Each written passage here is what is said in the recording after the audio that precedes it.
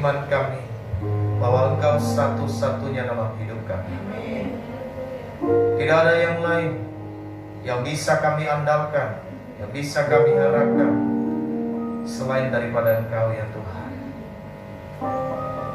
Karena kami percaya bahwa Engkau adalah Tuhan yang akan memberkati setiap hidup kami. Oleh sebab itu, Bapa, pada saat ini kami mau mendengar kebenaran firman-Mu, dan kami berdoa biarlah firman Tuhan pada hari ini menjadi jawaban di dalam setiap hidup kami. Karena kami percaya bahwa firman itu hidup, firman itu ya dan amin. Biarlah Roh Kudus-Mu ya Tuhan saat ini yang memampukan kami untuk kami boleh mengerti, untuk kami boleh memahami apa yang Tuhan kehendaki. Di dalam pemberitaan firman Tuhan ini ambil alih, sehingga ketika firman disampaikan, kami semua, baik yang memberitakan maupun kami yang mendengar, kami sama-sama diberkati.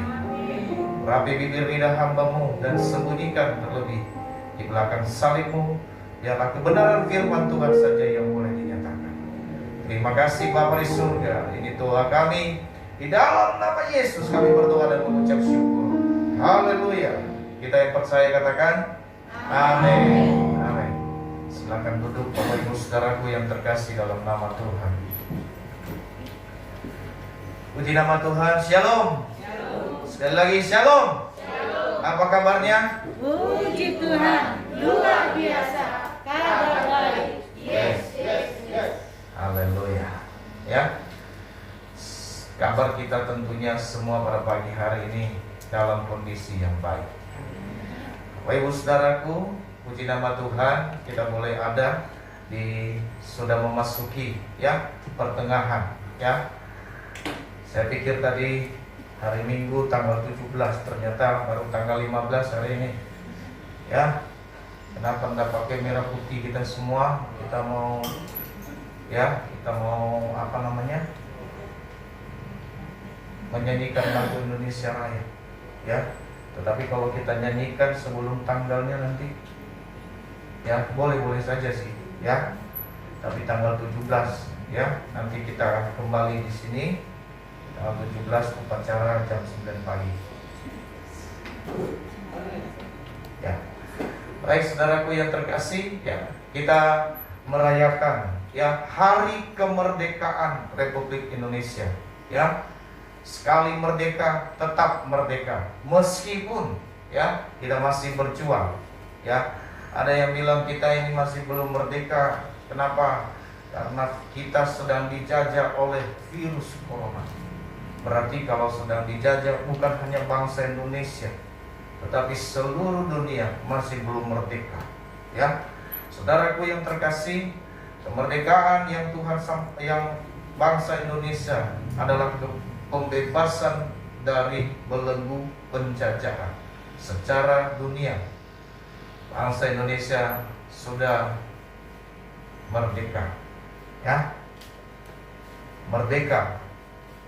Ya, kita menghargai setiap jasa-jasa para pahlawan. Jadi saudaraku, bulan ini adalah ya kita kenal dengan bulan ya penuh perjuangan, dan bulan ya yang penuh dengan kemerdekaan, pembebasan. Dan pastikan saudara, di bulan ini tidak hanya kemerdekaan yang kita miliki, tidak hanya kemerdekaan ya, kemerdekaan ya secara bangsa dan negara, tetapi kita secara pribadi juga harus merdeka.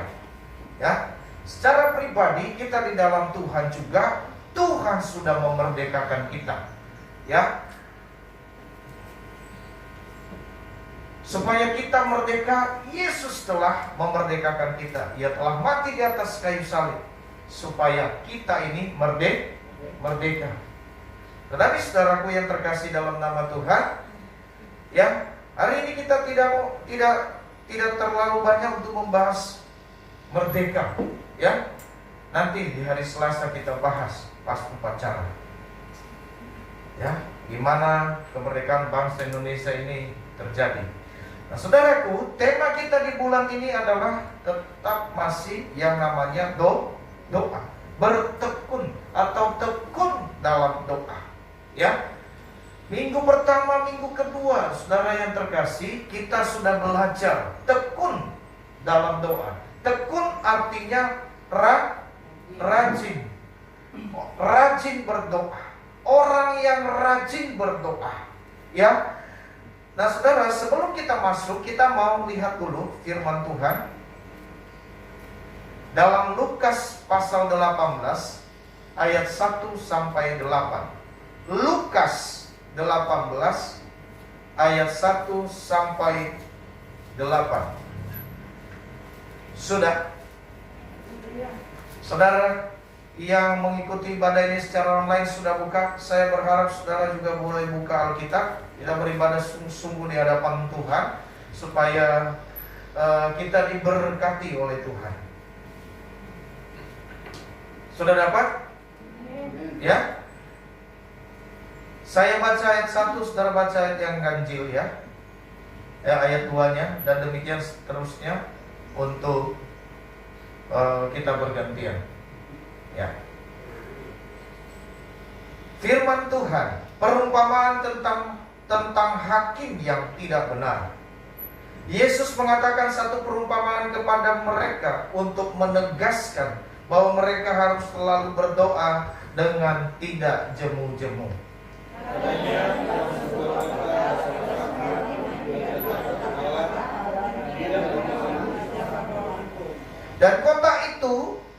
Dan di kota itu ada seorang janda yang selalu datang kepada hakim itu dan berkata, "Belalah aku terhadap lawanku."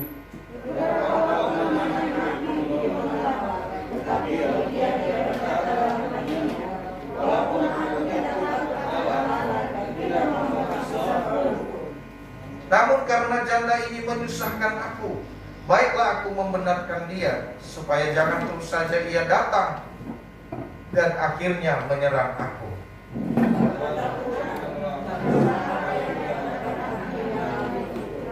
Tidakkah Allah akan membenarkan orang-orang pilihannya yang siang malam berseru kepadanya? Dan adakah ia mengulur-ngulur waktu sebelum menolong mereka?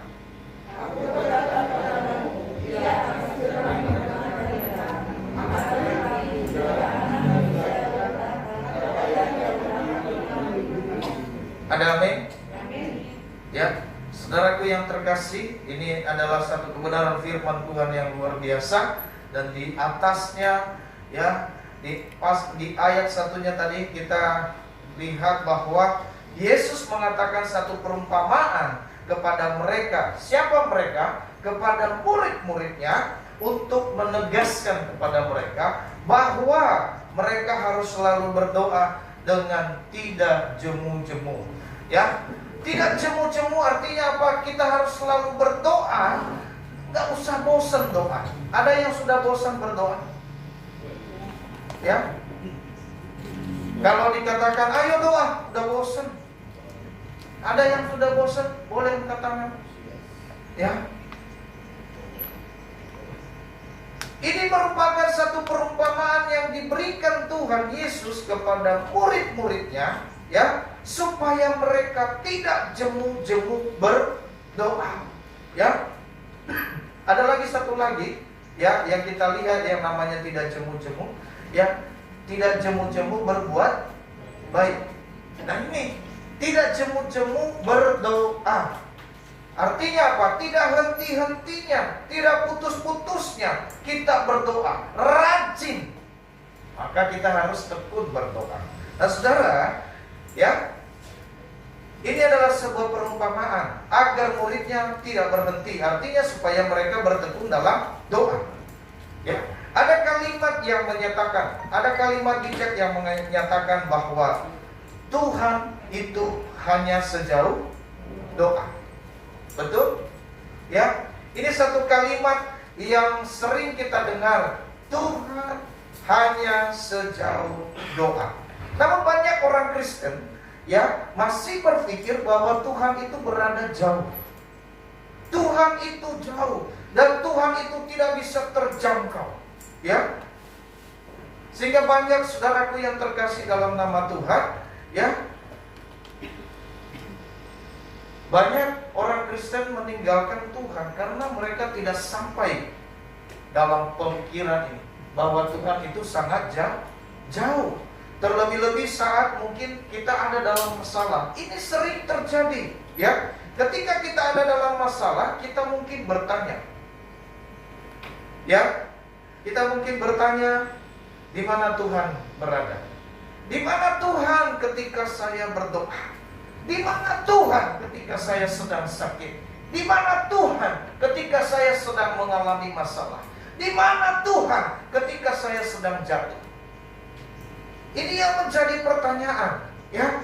Bahkan seorang Daud juga pernah di dalam Mazmur menuliskan, berapa lama lagi Tuhan? Ya, di dalam Mazmur 13 ayat 2 sampai 3 dia berkata begini, berapa lama lagi Tuhan kau lupakan aku terus menerus? Ya, berapa lama lagi kau sembunyikan wajahmu terhadapku? Berapa lama lagi aku harus menaruh kekhawatiran dalam diriku dan bersedih hati sepanjang hari? Ya, ini di dalam Mazmur. Saudara yang terkasih, ketika kita menghadapi masalah, kita berkata bahwa seolah-olah Tuhan itu jauh. Padahal tadi kita berkata bahwa Tuhan itu hanya sejauh doa. Nah, kalau kita berpikir bahwasanya seolah-olah Tuhan itu jauh atau Tuhan itu benar-benar jauh dalam kehidupan kita, berarti ada yang salah dalam kehidupan doa kita, atau salah dalam hidup kita, ya, atau kita tidak pernah berdoa sama sekali.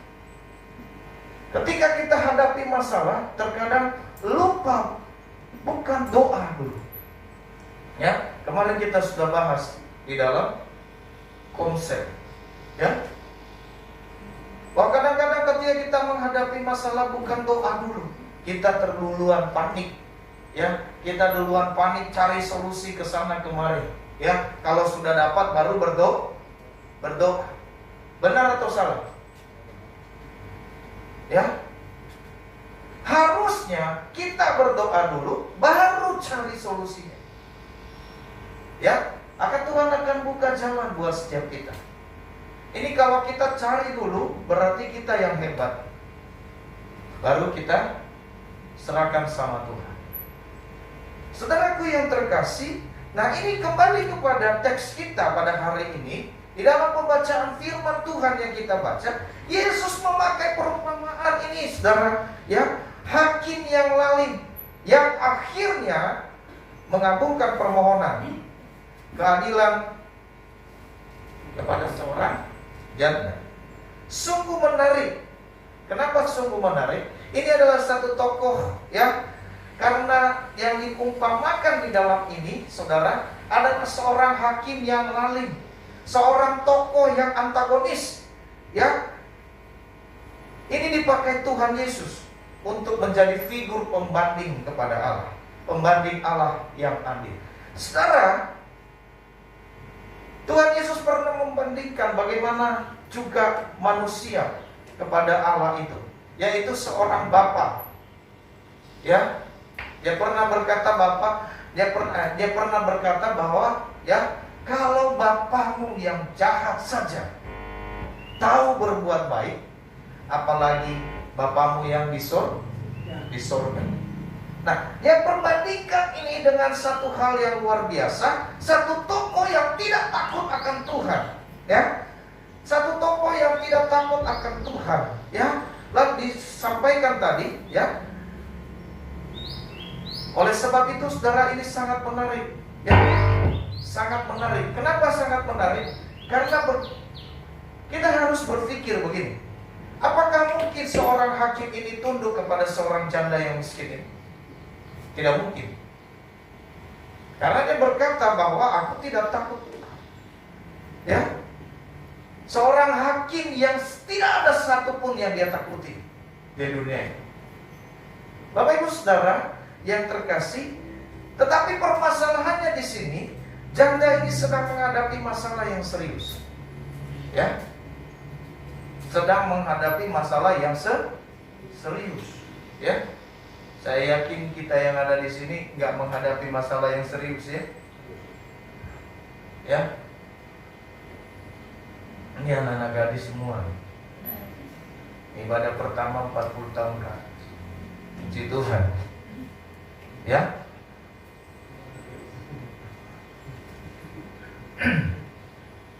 Ya, di dalam perumpamaan ini Tuhan menjelaskan ya bahwasanya janda ini selalu datang kepada hakim yang lalim ini.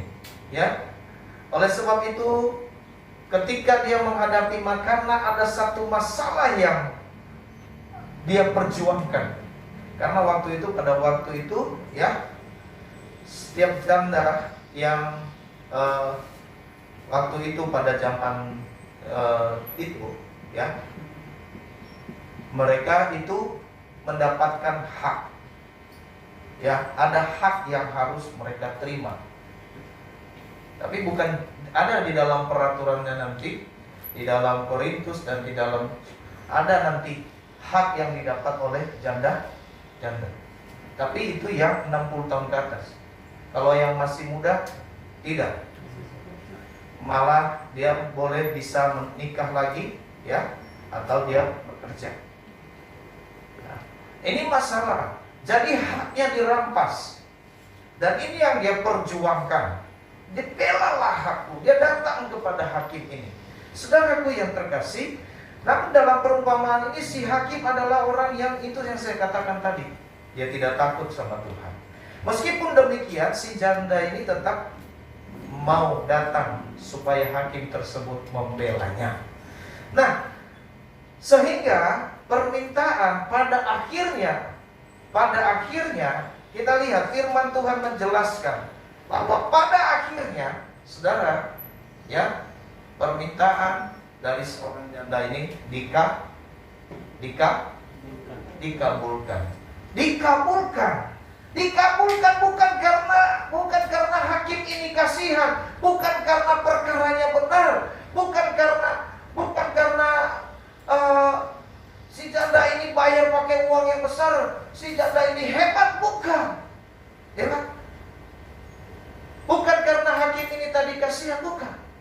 Tetapi dikabulkan karena apa? Supaya nggak mengganggu lagi. Ya, supaya tidak mengganggu lagi. Makanya catatan di bawahnya kata Tuhan begini, firman Tuhan berkata, kalau yang hakim yang lalim itu saja bisa menjawab doa, bisa menjawab permintaannya. Kalau kita baca tadi, ya, camkanlah apa yang dikatakan hakim lalim. Tidakkah Allah lebih membenarkan? Tidakkah Allah akan menjawab setiap doa anak-anaknya yang senantiasa berseru kepadanya? Amin. Permasalahannya, apakah kita berseru kepada Tuhan? Saudaraku yang terkasih, apa yang kita pelajari dari peristiwa ini? Ini yang penting buat setiap kita. Ya, apa yang kita pelajari dari peristiwa ini? Ya, dari peristiwa tersebut kita belajar, saudara. Pertama, ya, ketika kita tekun berdoa, ya, ternyata Bapak Ibu Saudara, firman Tuhan jelaskan dari peristiwa ini bahwa doa mampu mengubah keadaan. Amin. Ada amin? Doa mampu mengubah keadaan. Kenapa mengubah keadaan? Tidak mungkin seorang hakim yang lalim ini akan mengabulkan doa daripada si janda ini. Kenapa? Kita lihat konteksnya, hakim tidak takut kepada siapapun dan tidak ada pun satu orang pun yang berani kepadanya. Ya, kita lihat seorang janda ini lemah, tidak punya power, tidak punya kekuatan, tidak punya malah mungkin apa? Kalau mungkin kita, saya punya warisan, contoh seperti itu kan? Saya punya algojo, tidak, ya? Hanya saya punya kogot, ya? GGP Kabar Baik tidak punya algojo, tapi punya kogojo. Haleluya. Puji Tuhan. Ya, ini luar biasa sekali. Nah, saudaraku yang terkasih, ini yang luar biasa. Ternyata dari peristiwa ini kita dapat belajar bahwa doa dapat mengubah keadaan. Keadaan apa? Doa dapat mengubah menjadi dari keadaan yang tidak baik menjadi baik. Setiap orang yang berdoa akan memiliki kemampuan. Setiap kita yang berdoa akan memiliki kemampuan untuk dapat mengubah situasi yang tidak baik menjadi baik.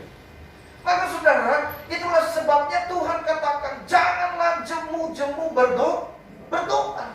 Karena ketika kita tidak jemu-jemu berdoa, maka situasi yang tidak baik akan menjadi baik. Saudara, kenapa di masa pandemi atau pas di saat ini di bulan Agustus ini kita dipenuhi, kita ambil tema satu yang namanya tekun berdoa. Karena ini puncaknya, saudara, ya. Bangsa Indonesia ini merdeka, kita harus berdoa. Mendukung program dari GGP Eli sebagai induk kita, ya. Dan tidak hanya itu, ini juga berikut dengan Madaban. Saudaraku yang terkasih, kita berdoa puasa mulai tanggal 16 sampai 18. 18 ya adalah puncaknya. Kita akan ibadah secara online nanti. Dan kita jemaat boleh kumpul di sini, ya, disertai dengan perjamuan kudus yang dipimpin langsung oleh Bapak Pendeta Suryadi Wangsawijaya. Ya, melalui Zoom nanti. Sekaligus kita konser. Ya, di situ puncaknya malam di mana ya puasa yang penting. Puasa ini sangat penting, doa puasa ini sangat penting. Ya, kita lihat bagaimana mereka yang berdoa puasa ini, ya, puasa 3 hari 3 malam. Bagaimana Esther mengubah keadaan, ya. Sehingga apa? Bangsanya diselamatkan. Amin. Amin. Amin. Doa mampu mengubah keadaan. Jangan jemu-jemu. Kalau mungkin kita berpikir, oh tidak mungkin. Never. GGP bakat Tuhan. Gak mungkin Tuhan bangun. Gak mungkin, duitnya gak ada. Ya. Dari mana mau dibangun? Persembahannya aja gak cukup. Ya. Tapi saudaraku yang terkasih dalam nama Tuhan, kalau kita bersatu untuk berdoa, kita mampu mengubah keadaan. Amin. Mampu mengubah keadaan dari yang tidak mungkin menjadi mungkin. Keadaan yang tidak baik sama sekali.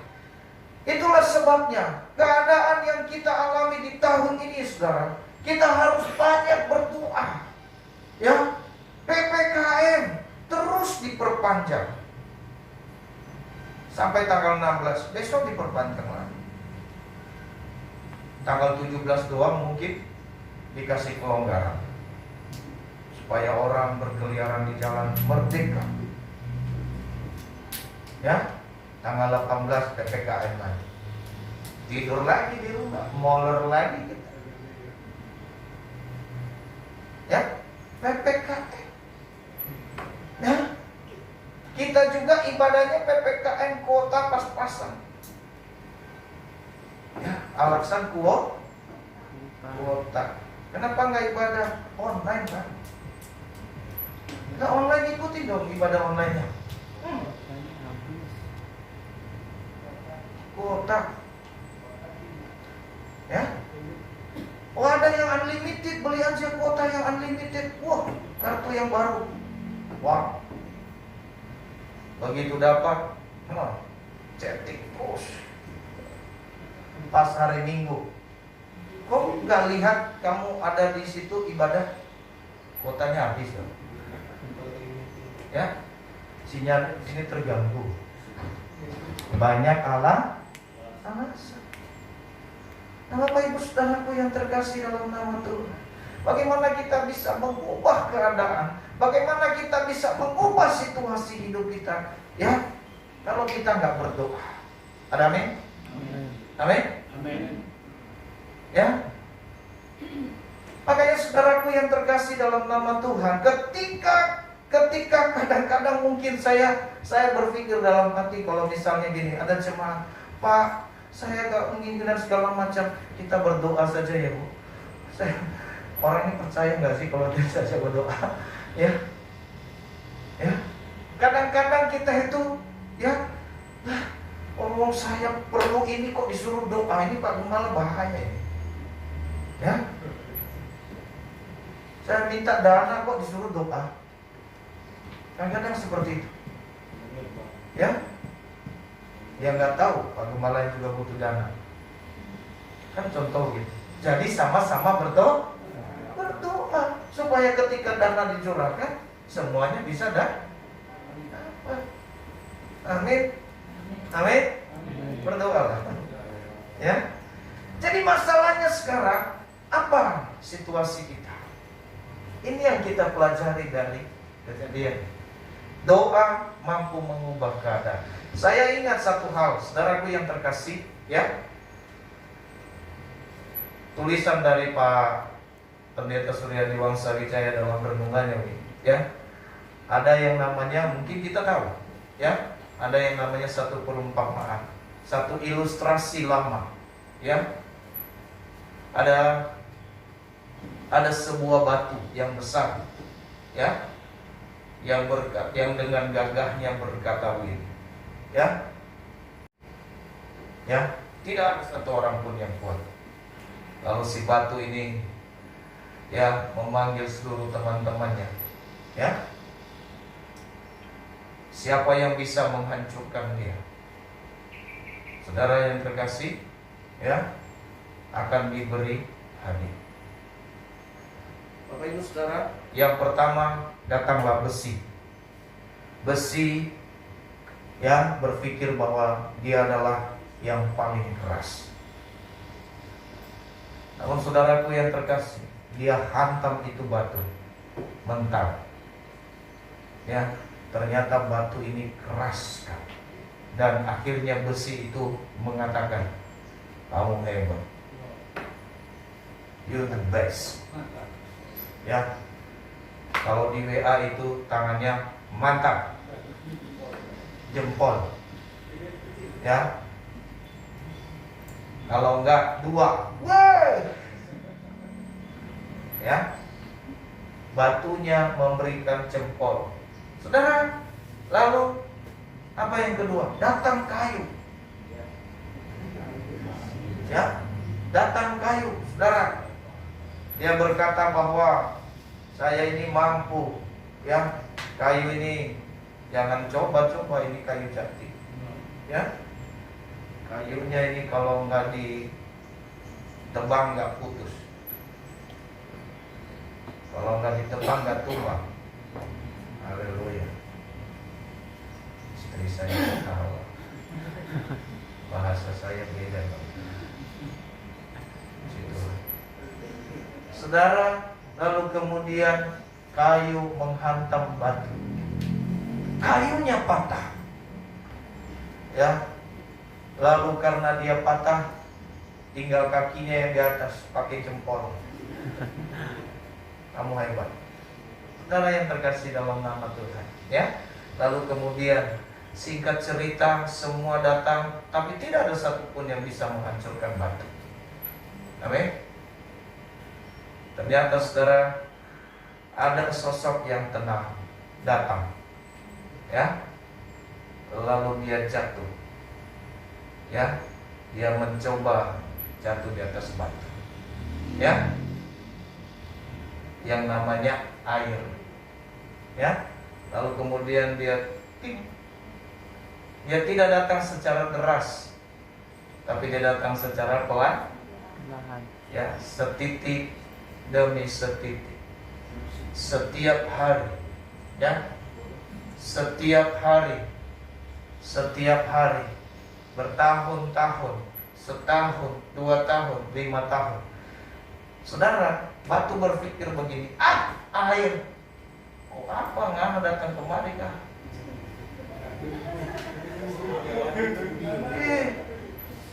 Jangan so jagoan. Ya, beta ini keras.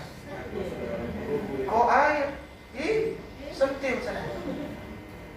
Kira-kira begitulah ya. Ya. Lalu saudaraku yang terkasih dalam nama Tuhan, apa yang terjadi? Titik demi setitik. Setitik demi setitik. Saudara, ya, pada akhirnya apa? Batu nyerah nggak? Nyerah. Kenapa? Hujan. Bolong kah? Ya, bolong. Beta nyerah. Ya, berair sudah dekat. Bahaya kita. Akhirnya saudaraku yang terkasih, bolong. Ya, batu bisa bolong hanya dengan seni. Kenapa? Karena rutin. Karena tidak jemu, karena tekun. Jadi saudaraku yang terkasih dalam nama Tuhan, yang mampu mengubah. Itu yang kita pelajari. Pertama yang kita pelajari hari ini adalah bahwa doa mampu mengubah keadaan. Kedua, kita pelajari dari hal ini, saudaraku yang terkasih, bahwa doa akan membuat kita tetap kuat. Ada amin? Amin. Ya, tetap kuat. Tetap kuat dalam arti apa? Sehingga tidak mudah putus asa. Canda ini meskipun doanya belum dijawab, tapi dia karena dia tekun berdoa, tekun, dia tidak mudah putus asa. Dia datang lagi dan datang lagi, dia datang lagi dan datang lagi. Ya, saudaraku yang terkasih, ya, ini adalah membela hak. Ya, bukan kalau misalnya jangan nanti dipikir bahwa akhirnya si hakim jatuh cinta. Enggak, karena janda datang terus. Enggak. Jangan berpikir begitu. Ya, enggak. Di dunia juga seperti itu. Ya. Jadi meskipun ya si Rahul itu hatinya keras, ya tidak mau terpikat oleh wanita, tapi kalau didatangin terus, akhirnya ya, jadilah kehendak.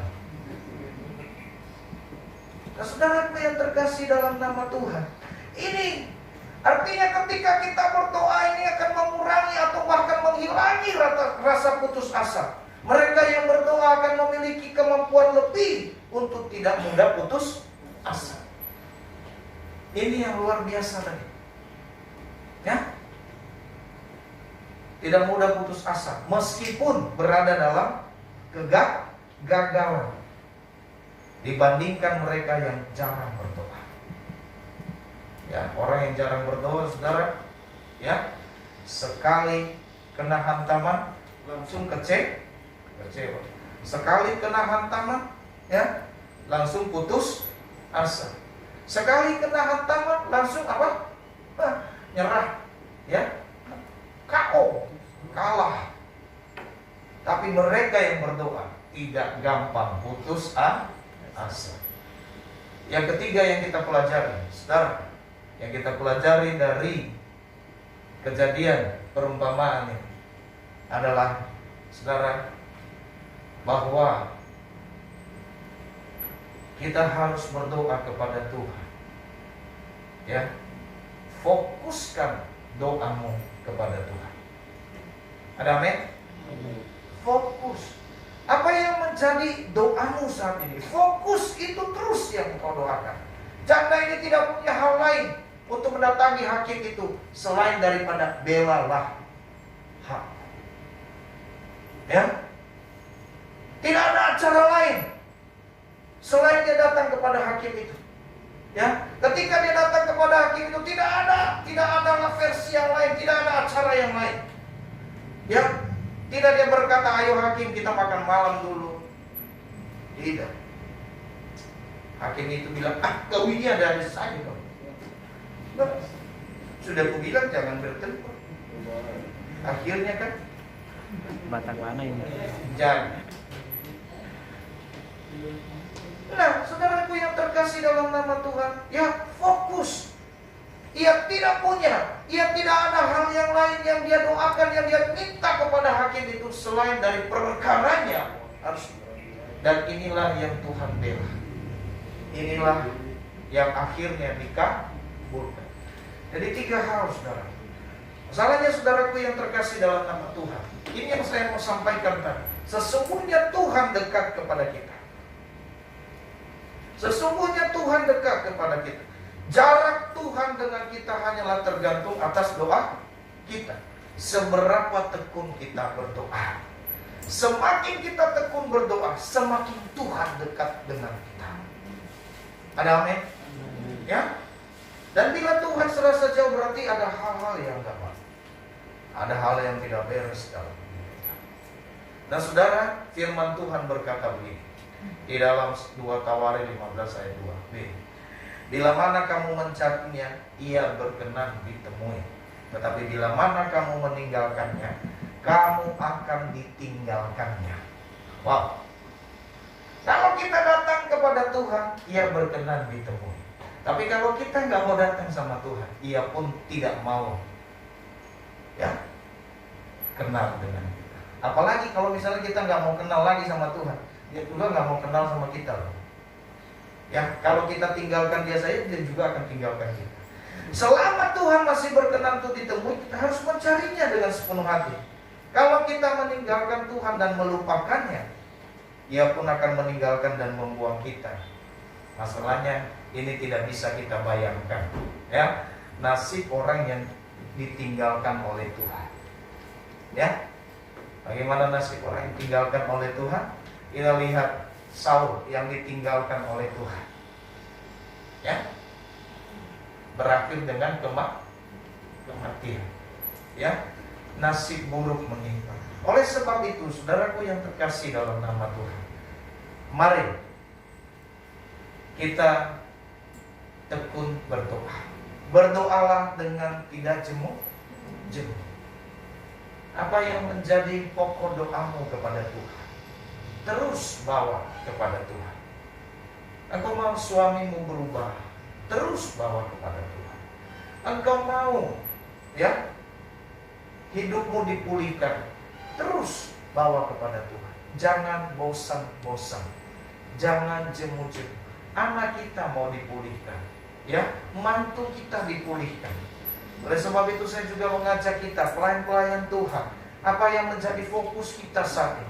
Mari kita terus fokus kepada Tuhan untuk berdoa. Itulah sebabnya, saudara, ya, kita tetap ada doa di sini, ya, dari hari Senin sampai hari Kamis, jam 11 sampai jam 12. Sampai selesai. Kadang-kadang selesai jam 1:30 sih. Ya, tergantung doa. Jadi saudaraku yang terkasih, mari, ya, jangan kita berhenti berdoa. Saya mengundang kita, tidak hanya pendoa yang datang, tapi jemaat yang datang juga, mari datang berdoa. Ya, pelayan juga datang berdoa. Ya, daripada kita tidur berkepanjangan, mendingan kita datang ke gereja berdoa. Amin. Mana tahu ada solusi.